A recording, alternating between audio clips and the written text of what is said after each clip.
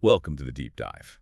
Today, we're really digging into one of history's giants, George Washington. Right. And our way in is pretty interesting. It's the detailed Wikipedia entry about him, but specifically the one in Vietnamese. Yeah, and the fact that there is such a detailed entry, plus versions in so many other languages, that really says something about his global impact, doesn't it? Absolutely. It shows his story resonates far beyond the U.S. It hints at how his life touched on universal ideas about, leadership, nation building. Okay, so our mission here isn't just to retell the story everyone knows. We want to pull out key insights, maybe find some surprising details. From his early days right through to the end. Exactly. Surveyor, military guy, planter, president. He wore a lot of hats. And this source seems like it's got the depth to cover it all. Well, yeah, an encyclopedia entry like this usually pulls from tons of historical work, so it should give us a pretty comprehensive view, maybe connect some dots we hadn't seen before. All right, let's start at the start. George Washington, born February 22nd, 1732. Though the entry also notes the old-style date. February 11th, 1731. Yeah, that calendar shift always causes a bit of confusion. It does. So born in Pope's Creek, Virginia, first of 6 kids for Augustine and Mary Ball Washington. But Augustine had other children too, right? From a previous marriage. That's right, 4 others, so a pretty big blended family for the time. And that family background is key. Planter class Virginia, wealth tied up in land, tobacco, and crucially, enslaved labor. Yeah, the source mentions his great-grandfather John Washington coming over from England in 1656. And he managed to acquire a good chunk of land, about 5,000 acres eventually, including what would become Little Hunting Creek. Which George knew in his youth. The family moved there and then later to Ferry Farm near Fredericksburg. These places were his early world. Definitely. And Little Hunting Creek, of course, becomes Mount Vernon later under his half-brother Lawrence. Right, and then his father dies in 1743. It's a big moment. George inherits Ferry Farm. And 10 enslaved people puts him quite young into that role of landowner and slaveholder. Yeah, and around then, we see his first career steps. Surveyor for Culpeper County, 1749 to 1750. Not what you first think of with Washington. No, but it's important. That surveying work gave him practical skills, understanding terrain, mapping, organizing, stuff that'd be useful later. For managing Mount Vernon, sure, but also militarily, I bet. Absolutely. It shows a practical side, not just the big political figure. And the military stuff really ramps up with the French and Indian War.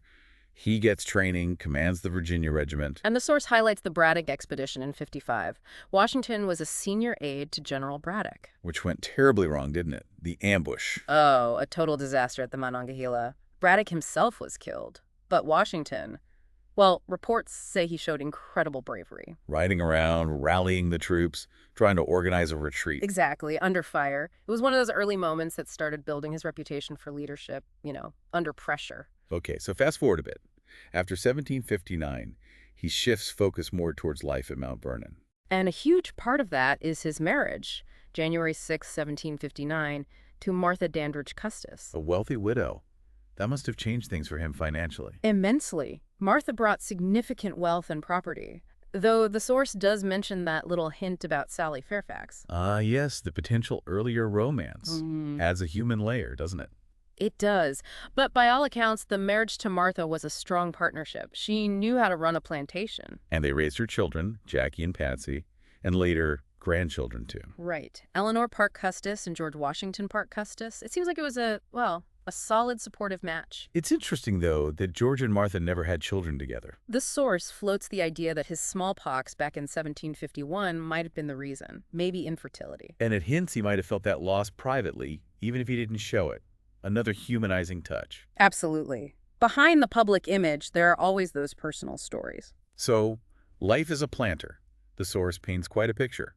Fox hunting, dances, theater, horse racing. Cockfighting, even. Cards, billiards, backgammon. Typical pursuits for a Virginia gentleman of his standing. But it wasn't all leisure, was it?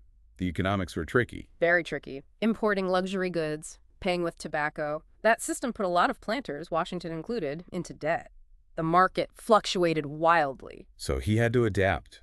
The source says around 1766, he started shifting away from tobacco as the main cash crop at Mount Vernon. Right, moved towards wheat. More stable, better domestic market. Plus, he invested in a flour mill, fishing, horse breeding, even weaving. Diversification. Shows some real business sense, trying to get on firmer footing. Definitely a pragmatic move. And then, sadly, Patsy Custis's death in 1773 from epilepsy. That had financial implications too, didn't it, her inheritance? Yes, inheriting half her estate actually helped him pay off his British creditors. Shows how intertwined personal life and finances were. Okay, let's pivot to the Revolution. The source really puts Washington front and center. The embodiment of armed resistance, the symbol of the revolution. He had to be, holding together Congress, the army, the states, the French allies, the militias. An immense task. And his strategy. The source mentions this debate historians have. Was he a Fabian tactician? Hit and run? Or did he prefer big battles, it seems like? Well, he did both, Yeah. depending on the situation. Right. Fabian tactics after losing New York, Trenton, Princeton are good examples. Yeah, late 76, early 77. But then once the army was stronger, summer of 77 onwards, you see bigger fights. Brandywine, Germantown, Monmouth, eventually Yorktown. Strategic flexibility then, Yeah, adapting to the circumstances. precisely. He wasn't dogmatic about it. Which brings us to Valley Forge, winter of 77-78, such a low point. The source gives figures for the deaths from disease. Staggering numbers. 2, maybe 3,000 soldiers. Or even more, some estimates say. Just immense suffering. Cold, hunger, disease. The army that came out of Valley Forge was different, wasn't it? Much improved, largely thanks to Baron von Steuben and his training program. That brutal winter actually forged a more disciplined, capable force. And the Battle of Monmouth afterwards, while kind of a draw, showed that improvement. It did. And then Yorktown, 1781, the endgame. The source lays out the lead-up. Sullivan's campaign against the Iroquois, Rochambeau arriving with French troops. Crucially, French money and the French Navy winning that key battle at sea, that let them trap Cornwallis. The siege and then the surrender on October 17th, effectively the end of major fighting. A huge victory, obviously. But what Washington did next is maybe just as important. Resigning his commission after the Treaty of Paris in '83. Yes. Voluntarily giving up command of the army and disbanding it. The source rightly calls this out for establishing civilian control over the military. Which was not the norm back then. Military leaders often grabbed power. Exactly. It was a profound statement about the kind of republic they were trying to build, set a vital precedent. So on to the presidency. 1789, unanimously elected. Oh. First president, John Adams as VP. And again in 92. Also unanimous. Quite something. Inaugurated April 30th, 1789, in New York City. The start of it all. And his leadership style, the source says, was systematic, orderly. He consulted his cabinet, made decisions. Yeah, he established how that executive branch would function, really. And then another big precedent, choosing not to run for a third term, even though he probably could have. He was reluctant even about the second, apparently. But stepping down cemented that two-term tradition for a long time. Showed commitment to Republican ideals, avoiding anything like a president for life situation. Domestically, though, things weren't always smooth. He hoped parties wouldn't form. Yeah. Wishful thinking, maybe. Because factions definitely emerged around Hamilton and Jefferson. Federalists and Democratic Republicans. In Washington, the source notes, generally sided more with Hamilton's policies. Especially on finance. Establishing national credit, building a strong financial footing. That was largely Hamilton's vision, which Washington supported. And the decision about the capital city, placing it on the Potomac, politically charged, no doubt. Oh, definitely. Then there was the Whiskey Rebellion out in western Pennsylvania. And the administration's decision to suppress it with federal force. A major test. It showed the new federal government could and would enforce its laws, asserting federal authority. The Jay Treaty with Britain in '94 also gets a lot of attention, negotiated by John Jay. Hamilton and Washington pushed for it, trying to normalize trade, get the British out of western forts, settle old debts. But Jefferson's side hated it, right? Yeah. Saw it as too pro-British. Very much so. It was hugely controversial, but Washington threw his weight behind it, rallied support, and got it ratified by the Senate. Just barely, I think. And the results? British left the forts, trade opened up a bit more, but it angered the French. Right. It postponed war with Britain, but definitely strained things with France. A mixed bag, politically. And then his farewell address. Such an important document. Absolutely. Warning against foreign meddling, getting tangled in European wars, the dangers of political factions tearing the country apart. Advocating for unity, focusing on American interests, and that famous warning against permanent foreign alliances. Still debated today, isn't it? Its relevance keeps coming up. It's a cornerstone text. Okay, let's look at his later years. He gets pulled back in briefly, doesn't he? During the potential war with France in '98. Appointed lieutenant general, commander-in-chief again. Mhm. Though he didn't actually see combat, Hamilton was more the operational commander. It just shows his stature, though. Still the go-to guy in a crisis. Right. And then his death, December 1799. The source gives the details. Inspecting his farms in bad weather. Snow and sleet, I think it says. Developed a severe sore throat. Sounds like epiglottitis or something similar. Went downhill very fast. Died at home on December 14th, 1799. He was 67. And those reported last words, "'Tis well." Very stoic. The reaction was immense, wasn't it? Not just in the U.S. No, the source mentions Napoleon ordering 10 days of mourning in France. Widespread grief here, obviously, And Martha burning their letters always makes you wonder what was in them. doesn't it? He was buried at Mount Vernon a few days later. The source mentions Congress wanted a big marble monument. But it got bogged down. Southern opposition mentioned. Interesting glimpse into those early political divides. Yeah, even in death. Okay, legacy. That famous line from Light Horse Harry Lee's eulogy. First in war, first in peace, and first in the hearts of his countrymen, really set the tone for how he'd be remembered. Absolutely. Father of the Nation, a title used even during his lifetime around 1778. And his birthday, now President's Day. The precedents he set for the government, the presidency itself, undeniable impact. And that posthumous promotion in 1976 to General of the Armies, making him technically the highest-ranking U.S. officer ever. Symbolic, of course, but it shows that enduring status. Now, the cherry tree myth. The source correctly points to Parson Weems. Right, a story meant to teach honesty, but no historical basis. Weems wasn't exactly a reliable historian. But it stuck. Shows the power of a good story, I guess. It does, and his image is still everywhere, isn't it? The dollar bill, the quarter. Postage stamps, too. More than any other American, the source claims. On one of the very first U.S. stamps back in 1847. It's a constant visual reminder.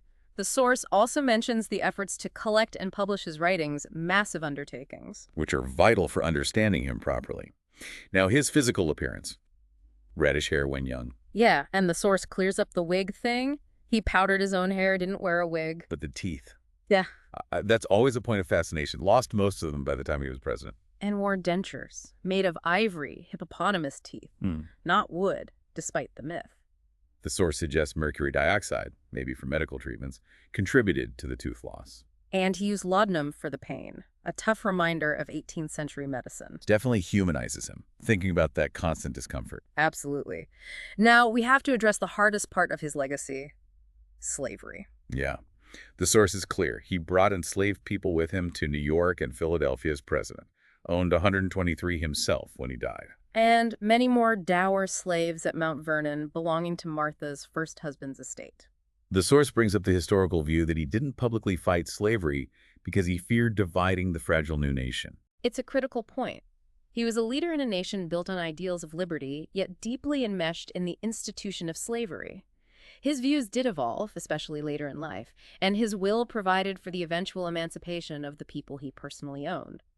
But it remains a profound contradiction. A very complex and troubling part of the story. What about his religion? Leaning towards deism seems to be the consensus.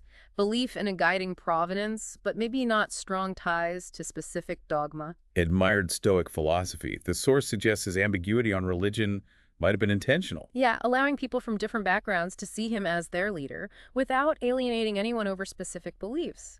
A pragmatic approach, perhaps. Interesting. And the entry wraps up just briefly mentioning his siblings and half-siblings again. Rounds out the family picture. So, looking back at this deep dive, we've traced Washington from Virginia planter to president, using this Vietnamese Wikipedia entry as our map. We've seen his leadership, the immense challenges, but also the personal complexities, the contradictions. Right. The slavery issue, the potential religious ambiguity, even the dental problems.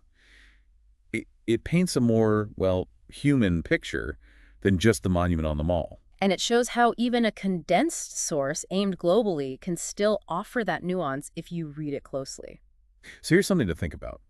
When you consider these imperfections, these contradictions, alongside his undeniable achievements and place it all in the context of the 18th century, how does that change how you see Washington's role in founding the country? Maybe digging into more primary sources or different historical takes could offer even more perspective on this incredibly pivotal yet complicated figure. A lot to unpack there. Indeed. Thanks for joining us on this deep dive.